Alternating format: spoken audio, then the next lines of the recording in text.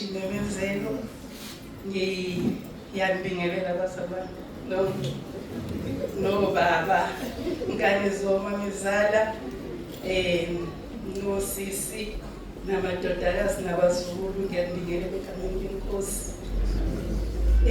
Ngebhathi ke ngwazangu namukela izolo ngiyanamukela ke kodwa namhlanje kuthiwa ngizoshinemezelo sesiya ekudleni.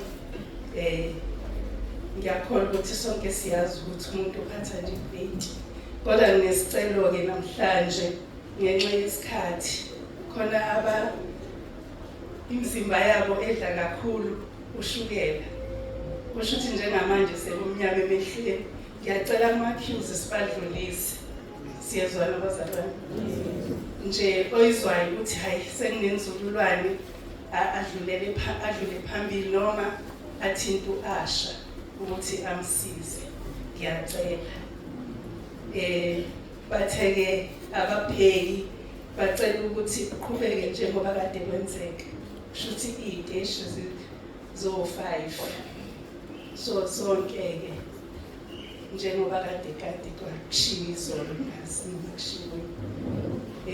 Okunye futhi engikucelayo ngisekule ndawo, ngiyacela bathe ababa-housekeeping bacela ukuthi uma unengane iya laphaya ema-toilet iphelezele noma ucela umuntu ozoyiphelezela, ngenxa yokuthi bafike baphose ngisho amakhasi kabhanana benze izinto ey'ningi.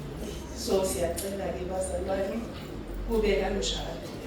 Bese ngithi-ke siyabonga kakhulu kulaba abasiphekele namhlanje. Siyambonga kakhulu uNkulunkulu ngani. Siyacela-ke futhi ntambama kube khona abanye abazobashintsha bayopheka. Angazi-ke noma bebenichazeleleni izolo. Sinekhishi bazalwane, uNkulunkulu usisile ngekhishi. Kusho ukuthi umuntu nje mhlambe abawu-6 izolo bekhamba abawu-6.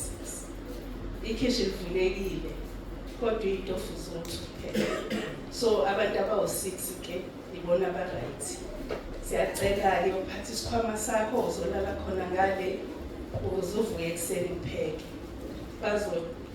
Umama uMthembu kwa-catering noma ubani oka-catering e-committee uyena ungasenzela lo msebenzi. Ngiyabonga, ngizocela sibonge udla.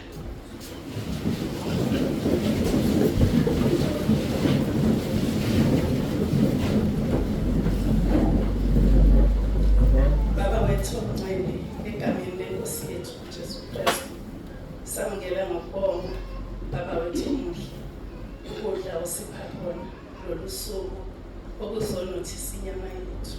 Siyacela-ke egameni lenkosi yethu uJesu Kristu ukuba ubusise ubiyele siqalekisa yonke imimoya enokuphazamisa Nkosi imizimba yethu sesidlile.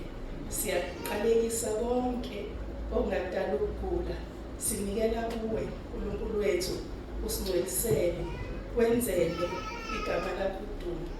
Iba nathi-ke sisazoqhubeka nokukhonza, biyele konke imiqondo yethu ingathuleki ithubekelezeni, kodwa uyithubele ukuthi ithobele ukulalela izwi lakho. Siyabonga Nkosi uJesu Kristu inkosi. Amen.